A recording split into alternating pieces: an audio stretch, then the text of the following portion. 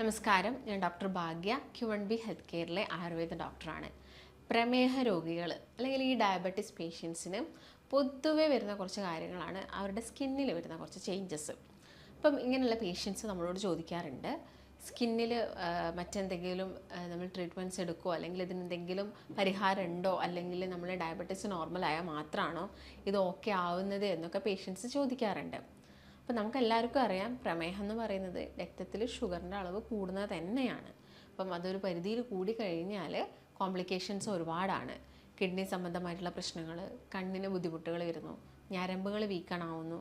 അതിൻ്റെ ഭാഗമായിട്ടൊക്കെ നമ്മുടെ ശരീരത്തിൽ പല സിംറ്റംസ് ഉണ്ടാവുന്നു. അപ്പം ഒരു ഡയബറ്റിക് പേഷ്യൻറ്റിനെ എടുത്ത് നോക്കുക, അല്ലെങ്കിൽ ഒരു പ്രീ ഡയബറ്റിക് സ്റ്റേജിലൊക്കെ എടുത്ത് നോക്കുകയാണെങ്കിലും അവർക്ക് വലിയ കാര്യമായിട്ടുള്ള ബുദ്ധിമുട്ടുകൾ അവരുടെ ശരീരത്തിൽ, അതായത് നമ്മളൊക്കെ ഇപ്പം വലിയ ഒരു വേദന ഉണ്ടായാലാണ് നമ്മൾ ആദ്യം എല്ലാവരും നമ്മുടെ ബോഡീനെ കുറിച്ചൊന്ന് ആലോചിക്കുന്നത്, അയ്യോ എന്തുകൊണ്ടായിരിക്കും വേദന. അല്ലാതെ ചെറിയൊരു ക്ഷീണമോ അല്ലെങ്കിൽ വേറെ എന്തെങ്കിലും കുറച്ച് മൂത്രത്തിൻ്റെ അളവ് കൂടിപ്പോയാലൊന്നും നമ്മളത് അത്ര മൈൻഡ് ചെയ്യാറില്ല. ഓക്കെ, അതായത് വലിയൊരു ലക്ഷണം പുറത്തോട്ട് വരാത്തൊരു അസുഖം തന്നെയാണ് ഡയബറ്റീസ് എന്നൊക്കെ പറയുന്നത്. അപ്പം അതിൻ്റെ ഒരു സ്റ്റേജ് എത്തിക്കഴിഞ്ഞാലായിരിക്കും നമുക്ക് ഈ ഭയങ്കര ശക്തമായിട്ടുള്ള തരിപ്പ് മരവിപ്പും ഒക്കെ അനുഭവപ്പെടുന്നത്. അപ്പം ആ ഒരു സമയത്ത് മാത്രമേ ചിലപ്പോൾ നമ്മൾ ട്രീറ്റ്മെൻറ്റ്സ് എടുക്കാൻ തുടങ്ങത്തുള്ളൂ. അപ്പോൾ അതുകൊണ്ടാണ് പറയുന്നത്, നിങ്ങൾ എപ്പോഴും ഒന്ന് ബ്ലഡ് ടെസ്റ്റ് ചെയ്യുന്നതോ അല്ലെങ്കിൽ 6 മന്ത് കൂടുന്ന സമയത്ത് ഒക്കെ ഒന്ന് ബ്ലഡ് ടെസ്റ്റ് ചെയ്തിട്ട് നിങ്ങൾക്ക് മറ്റ് പ്രശ്നങ്ങളൊന്നും ഇല്ല എന്ന് ഉറപ്പ് വരുത്തുന്നതൊക്കെ വളരെയധികം നല്ലതാണ്. അപ്പം ഇങ്ങനെ ഡയബറ്റീസ് വന്ന ആളുകളൊക്കെ ആണെങ്കിൽ നോർമലി അവർക്ക് അറിയുന്ന കാര്യങ്ങളാണ്. ഒരു ചെക്കപ്പ് നടത്തണം, ഫാസ്റ്റിംഗ് ബ്ലഡ് ഷുഗർ നോക്കണം. ഫാസ്റ്റിംഗ് ബ്ലഡ് ഷുഗർ നമുക്ക് എല്ലാവർക്കും അറിയുമ്പോൾ തന്നെ അതൊരു 128 ഉള്ളിലായിരിക്കണം. അപ്പോൾ അതൊരു 100 എബോ ആയി കഴിഞ്ഞാൽ നമുക്കുള്ള ഒരു പ്രീ ഡയബറ്റിക് സ്റ്റേജാണ് നമ്മൾ കാണുന്നത്. അപ്പം അതിന് താഴത്താവാൻ വേണ്ടി നിങ്ങൾ മാക്സിമം നോക്കണം. പിന്നെ ഒരു PPBS ആണ്. ആഫ്റ്റർ ഫുഡ് ആണെങ്കിലും അതെപ്പോഴും ഒരു 200 ബിലോ ആയിരിക്കണം. അതൊരിക്കലും അതിന് മേലെ പോകാൻ പാടില്ല.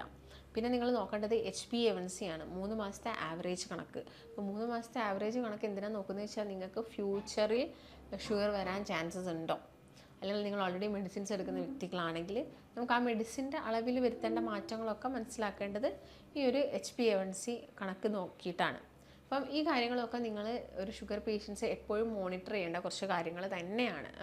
അപ്പം ഞാൻ നേരത്തെ പറഞ്ഞ പോലെ തന്നെ ഷുഗർ വന്നു കഴിഞ്ഞാൽ അവരിൽ കാണിക്കുന്ന കുറച്ച് സിംറ്റംസ് വെച്ചാൽ ഞാൻ പറഞ്ഞില്ലേ, ഇപ്പോൾ ഒരു ഫാസ്റ്റിംഗ് അല്ലെങ്കിൽ പ്രീ ഡയബറ്റിക് സ്റ്റേജിലൊക്കെ നിങ്ങൾ കിടക്കുന്ന, അല്ലെങ്കിൽ ഫാസ്റ്റിംഗ് ഒരു 140 റേഞ്ചിലൊക്കെ ആണെങ്കിലും വലിയ പ്രശ്നമൊന്നും നിങ്ങളുടെ ശരീരത്തിന് ഉണ്ടാവില്ല. അപ്പോൾ ആ സമയത്ത് ഇപ്പോൾ ചിലപ്പോൾ ഒരു ക്ഷീണം വന്നേക്കാം. അത് നമ്മൾ മറ്റെന്തെങ്കിലും കാരണങ്ങൾ കൊണ്ടാണ്, കാരണം വൈറ്റമിൻസിൻ്റെ ഒക്കെ ഡെഫിഷ്യൻസി ഉണ്ടെങ്കിൽ നമുക്ക് ക്ഷീണം അനുഭവപ്പെടാം. അതുകൊണ്ടാണ്. അല്ലെങ്കിൽ അമിതമായിട്ട് ചിലപ്പോൾ നല്ല വിശപ്പായിരിക്കാം, പ്രത്യേകിച്ച് നമുക്ക് ചോറൊക്കെ കാണുന്ന സമയത്ത് അത് കഴിക്കണം എന്ന് തോന്നുക, അല്ലെങ്കിൽ ഒന്ന് ചോറ് കഴിച്ചു കഴിഞ്ഞാൽ നമുക്ക് എന്തെങ്കിലും ഒരു സ്വീറ്റ്സ് കഴിക്കണം എന്ന് തോന്നുന്നത്, അല്ലെങ്കിൽ നമുക്ക് ഇടയ്ക്കിടയ്ക്ക് എന്തെങ്കിലും ബേക്കറി ഐറ്റംസ് മധുരങ്ങളൊക്കെ കഴിക്കാൻ തോന്നുന്നതൊക്കെ നമ്മളൊരു പ്രീ ഡയബറ്റിക് സ്റ്റേജ് അല്ലെങ്കിൽ നിങ്ങൾക്ക് ഇപ്പോൾ ഡയബറ്റീസ് സ്റ്റാർട്ട് ചെയ്തിട്ടുണ്ട് എന്ന് കാണിക്കുന്നതാണ്. അതുപോലെ തന്നെ നിങ്ങൾക്ക് നല്ല ദാഹം വരിക, ഇടയ്ക്കിടയ്ക്ക് വെള്ളം കുടിക്കാൻ തോന്നുന്നത്, അതുപോലെ തന്നെ മൂത്രം ഇടയ്ക്കിടയ്ക്ക് പോകുന്നു, മൂത്രത്തിന് ഒരു സ്മെല്ലുണ്ടാവുന്നു, ഇതെല്ലാം തന്നെ മൂത്രത്തിൽ പത വരുന്നു, ഇതൊക്കെ ഡയബറ്റീസ് പേഷ്യൻസിൽ വളരെയധികം കോമൺ ആണ്. പിന്നെ ഞാൻ നേരത്തെ പറഞ്ഞ പോലെ തന്നെ തരിപ്പ് വരുന്നു, മരവിപ്പ് വരുന്നു, മസിൽ പെയിൻസ് വരുന്നു, കണ്ണിന് കുറച്ചൊരു മങ്ങിച്ച കാഴ്ച ഒന്ന് ചെറുതായിട്ടൊന്ന് കുറയുന്ന പോലെയൊക്കെ ഫീൽ ആവുന്നു. ഇതൊക്കെ തന്നെ അവരിൽ കാണിക്കുന്ന കുറച്ച് ലക്ഷണങ്ങളാണ്. അപ്പോൾ നമുക്ക് മനസ്സിലാക്കണമെങ്കിൽ നമ്മളെപ്പോഴും ബ്ലഡ് ടെസ്റ്റ് ചെയ്ത് തന്നെ നോക്കണം. പിന്നെ ഞാൻ നേരത്തെ പറഞ്ഞ പോലെ തന്നെ അവരുടെ സ്കിന്നാണ് മെയിനായിട്ടും ഒരു ഏരിയ എന്ന് പറയുന്നത്. സ്കിൻ ചേഞ്ചസ് തന്നെയാണ് ഡയബറ്റീസ് പേഷ്യൻസിൽ എപ്പോഴും അവർക്ക് സ്കിൻ നല്ല ഡ്രൈ ആയിരിക്കും. ഇപ്പോൾ കുറച്ചൊരു പ്രായമായിട്ടുള്ള ആളുകളിൽ ഡയബറ്റീസ് ഉണ്ടെങ്കിൽ നിങ്ങൾക്ക് നോക്കാൻ പറ്റുന്ന കാരണം അവരുടെ കാലൊക്കെ ഭയങ്കരമായിട്ട് ഡ്രൈ ആയിട്ട് ഒരു മൊരിച്ചിൽ പോലെ, അവരുടെ കാല് ഭയങ്കര ഒരു മൊളിയുള്ള പോലെ ഭയങ്കര ഒരു ഡ്രൈ സ്കിന്നായിട്ട് നമുക്ക് കാണാൻ സാധിക്കും. അവർക്ക് ഭയങ്കര ചൊറിച്ചിലായിരിക്കും. അപ്പോൾ അവരിങ്ങനെ നമ്മൾ കാണിക്കാൻ വരുന്ന സമയത്ത് എന്തെങ്കിലും അപ്ലിക്കേഷൻസ് ഒക്കെ ചോദിക്കാറുണ്ട്. അപ്പോൾ അത്രയും അവർക്ക് ചൊറിച്ചിലും ബുദ്ധിമുട്ടൊക്കെ വരുന്നതുകൊണ്ടാണ്. അതുപോലെ തന്നെ ആ ഒരു സ്കിൻ എന്ന് പറഞ്ഞ് നോക്കുകയാണെങ്കിൽ ഭയങ്കര ഹാർഡായിരിക്കും. നമ്മൾ പിടിക്കുന്ന സമയത്ത് തന്നെ നമുക്ക് ഭയങ്കര റഫായിട്ട് അല്ലെങ്കിൽ ഭയങ്കര ഹാർഡായിട്ടുള്ള സ്കിന്നാണ് അവരിൽ നമ്മൾ കാണുന്നത്. അതുപോലെ തന്നെ നിങ്ങൾക്കിപ്പോൾ ഒരു വൂണ്ട് വന്നു കഴിഞ്ഞാൽ, ഒരു മുറിവ് പറ്റിക്കഴിഞ്ഞാൽ ആ മുറിവ് ഉണങ്ങാൻ ഒരുപാട് ടൈം എടുക്കാറുണ്ട് ഡയബറ്റീസ് പേഷ്യൻസിൽ. അപ്പം അതും അവരുടെ സ്കിന്നിലുള്ള മാറ്റങ്ങൾ കൊണ്ട് തന്നെയാണ്. അതുപോലെ തന്നെ അവരുടെ സ്കിൻ എടുത്ത് നോക്കുകയാണെങ്കിൽ ചില ആളുകളിൽ ഭയങ്കര റെഡ് കളറായിരിക്കും, റെഡിഷ് കളറിൽ അവരുടെ സ്കിന്ന് ഭയങ്കര ചുവന്ന നിറത്തിലായിരിക്കും അവരുടെ തൊലിപ്പുറം ഉണ്ടാവുന്നത്. അതുപോലെ തന്നെ ചില ആളുകളുടെ ഇപ്പോൾ കുട്ടികളൊക്കെ കേസ് എടുത്ത് നോക്കുകയാണെങ്കിൽ ഇപ്പോൾ കുട്ടികളിലാണെങ്കിലും ഒരു ഏർലി സ്റ്റേജിൽ ഡയബറ്റീസ് വരുന്നുണ്ടല്ലോ. അപ്പോൾ കുട്ടികളൊക്കെ എടുത്ത് നോക്കുകയാണെങ്കിലും അവർക്ക് ഈ ബ്ലാക്കിഷ് ഡിസ്കളറേഷൻ കഴുത്തിന് ചുറ്റും വരുന്നത് അല്ലെങ്കിൽ കൈമുട്ടിന് ചുറ്റുമൊക്കെ വരുന്നത് ഒക്കെ ഈ ഒരു അക്കാന്തോസിസ് നൈഗ്രിക്കൻസ് എന്ന് പറയും. അതൊക്കെ നമ്മുടെ രക്തത്തിൽ ഷുഗർ കൂടുന്നതുകൊണ്ടും ഇൻസുലിൻ റെസിസ്റ്റൻസ് നടക്കുന്നതുകൊണ്ട് മാത്രമാണ്. അപ്പം അത് അങ്ങനെയുള്ള സിംറ്റംസ് ഉണ്ടോ നോക്കുക. പിന്നെ സ്കിൻ ടാഗ്സ് കൂടുതലായിട്ട് വരും, ശരീരത്തിൽ ഒരുപാട് സ്കിൻ ടാഗുകൾ വരുന്നത് ഷുഗർ പേഷ്യൻസിന് നമുക്ക് കാണാൻ പറ്റുന്ന കുറച്ച് കാര്യങ്ങളാണ്. പിന്നെ ചെറിയൊരു പൊക്കുള്ള പോലെ, അതായത് കുറച്ച് വാട്ടർ ഫിൽഡ് ആയിട്ടുള്ള ബബിൾസ് കൈകാലുകളിലൊക്കെ വരുന്നു. അത് തന്നെ നമ്മൾ ഡയബറ്റിക് ബുള്ളേ എന്ന് പറയും. അപ്പോൾ ഈ ബുള്ളേ ഫോർമേഷൻസ് ഒക്കെ ആളുകളിൽ കണ്ടുവരാറുണ്ട്. അപ്പം ഇങ്ങനെ എന്തെങ്കിലും സ്കിൻ ചേഞ്ചസ് നിങ്ങൾക്ക് ഉണ്ടോ എന്ന് നോക്കുക. നമുക്ക് താൽക്കാലികമായിട്ട് നമുക്ക് അതിന് അപ്ലിക്കേഷൻസോ അല്ലെങ്കിൽ മെഡിസിൻസോ ഒക്കെ നമുക്ക് കൊടുക്കാൻ പറ്റും. പക്ഷേ എന്ത് വന്നു കഴിഞ്ഞാലും നമ്മുടെ ഷുഗർ ലെവൽ അല്ലെങ്കിൽ ഞാൻ നേരത്തെ പറഞ്ഞ ഫാസ്റ്റിംഗ് HbA1c ഒക്കെ ഒരു നോർമൽ റേഞ്ചിലോട്ട് തന്നെ വന്നിരിക്കണം. അപ്പോൾ അങ്ങനെ ഒരു നോർമൽ റേഞ്ചിലോട്ട് വരാൻ വേണ്ടിയിട്ട് നമ്മൾ പ്രോപ്പറായിട്ടുള്ള എന്തെടുക്കണം, നല്ലൊരു ഡയറ്റ് ഫോളോ ചെയ്താൽ മാത്രമേ നമുക്കത് നോർമൽസിയിലോട്ട് കൊണ്ടുവരാൻ പറ്റുള്ളൂ. അപ്പോൾ ഡയറ്റ് എന്ന് പറയുന്ന സമയത്ത് ഷുഗർ കട്ട് നിർബന്ധമാണ്. കാർബോഹൈഡ്രേറ്റ് കുറയ്ക്കുക. കാർബോഹൈഡ്രേറ്റ് ഡൈജഷൻ കഴിഞ്ഞ് കഴിഞ്ഞാൽ അത് ഷുഗറായിട്ട് തന്നെയാണ് റിലീസ് ചെയ്യുന്നത്. അപ്പോൾ കാർബ്സിൻ്റെ അളവ് കുറയ്ക്കുക, ഷുഗർ കംപ്ലീറ്റ് കട്ട് ചെയ്യുക, കൂടുതൽ മധുരമുള്ള ഫ്രൂട്ട്സ് കഴിക്കാതിരിക്കുക, ഹൈ ഗ്ലൈസീമിക് ഇൻഡെക്സ് ഉള്ള സാധനങ്ങൾ ഒഴിവാക്കുക. ഹൈ ഗ്ലൈസീമിക് ഇൻഡെക്സ് എന്ന് പറയുമ്പോൾ പെട്ടെന്ന് ഷുഗർ റിലീസ് ചെയ്യുന്നത് നമുക്കറിയാം, ബേക്കറി ഐറ്റംസ് തന്നെയാണ്. അപ്പോൾ അതിൻ്റെ ഹൈ ഫ്രക്ടോസ് കോൺസെപ്റ്റ്സുകൾ കൂടുതൽ യൂസ് ചെയ്യുന്നു. കേക്ക്സ്, പേസ്ട്രീസ്, ബേക്കറി, എന്ത് സ്വീറ്റ് ഐറ്റംസ് നിങ്ങൾ കഴിക്കുകയാണെങ്കിലും, അതുപോലെ തന്നെ ജ്യൂസുകൾ, കോളകൾ, പെപ്സി, ഇങ്ങനെയുള്ള ഐറ്റംസൊക്കെ എന്ത് ചെയ്യണം, നിങ്ങൾ കംപ്ലീറ്റ് ആയിട്ട് ഒഴിവാക്കുക തന്നെ വേണം.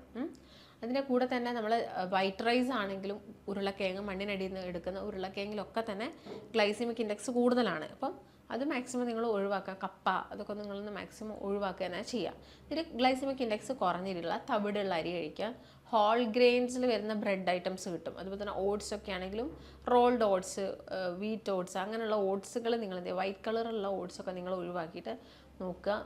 അതൊക്കെയാണ് നിങ്ങളുടെ ഡയറ്റിലോട്ട്. നിങ്ങൾ വെജിറ്റബിൾസും ഫ്രൂട്ട്സും ഞാൻ ഓൾറെഡി പറഞ്ഞു. ഫ്രൂട്ട്സിൻ്റെ കേസ് നോക്കുകയാണെങ്കിൽ മധുരം നിങ്ങളൊന്ന് ശ്രദ്ധിക്കേണ്ടതുണ്ട്. അപ്പം ഇതെല്ലാം ഇത്രയും ഐറ്റംസ് നമുക്ക് കഴിക്കാൻ പറ്റുന്നു. ലീഫി വെജിറ്റബിൾസ് നമുക്ക് കഴിക്കാൻ പറ്റുന്നു.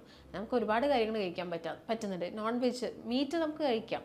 മീറ്റ് കഴിക്കുന്നതുകൊണ്ട് യാതൊരു പ്രശ്നവുമില്ല. അതും അമിതമാവാതിരുന്നാൽ മതി. ഇപ്പം ചിക്കൻ ആയിക്കോട്ടെ, മട്ടൺ ആയിക്കോട്ടെ നമുക്ക് കഴിക്കാം. പക്ഷേ മട്ടൺ കഴിക്കുന്നതുകൊണ്ട് നമുക്കറിയാം റെഡ് മീറ്റ് ആണ്. അത് മറ്റുള്ള എന്തെങ്കിലും പാർശ്വഫലങ്ങളൊന്നും വരാതിരിക്കരുത്. അതായത് അന്ന് വരാൻ പാടില്ല. നിങ്ങളത് കഴിക്കുന്നുണ്ടെങ്കിൽ ഇപ്പോൾ കൊളസ്ട്രോൾ, ചില ആൾക്ക് ഷുഗർ പേഷ്യൻസ് ഉണ്ടെങ്കിൽ അവർക്ക് ചിലപ്പോൾ കൊളസ്ട്രോൾ അസോസിയേറ്റ് ആയിട്ട് വരാറുണ്ട്. അപ്പം അതൊന്ന് ശ്രദ്ധിച്ചിട്ട് വേണം നിങ്ങൾ കഴിക്കാൻ വേണ്ടിയിട്ട്. പിന്നെ മദ്യപാനവും സ്മോക്കിംഗ് അങ്ങനെയുള്ള ദുശീലങ്ങളൊക്കെ ഉണ്ടെങ്കിൽ അതൊക്കെ നിങ്ങൾ കംപ്ലീറ്റ് ആയിട്ട് ഒഴിവാക്കുക. പിന്നെ കൂടുതലായിട്ടും omega-3 റിച്ച് ആയിട്ടുള്ള ആൻറ്റി ഇൻഫ്ലമേറ്ററി ആയിട്ടുള്ള എല്ലാ സ്പൈസസുകൾ നിങ്ങൾ കഴിക്കുക. അപ്പോൾ നമ്മൾ ഒക്കേഷണലി നമുക്കൊരു ബിരിയാണി കഴിക്കുന്നതുകൊണ്ട് വലിയ പ്രശ്നമല്ല എന്ന് പറയാറുണ്ട്. കാരണം അതിൽ ഒരുപാട് സ്പൈസസ് ആഡ് ചെയ്യുന്നുണ്ട്. പക്ഷേ അതിൽ ഓയിൽ എന്തായിരിക്കണം, അത് നമുക്ക് ഹെൽത്തി ആയിട്ടുള്ളതായിരിക്കണം.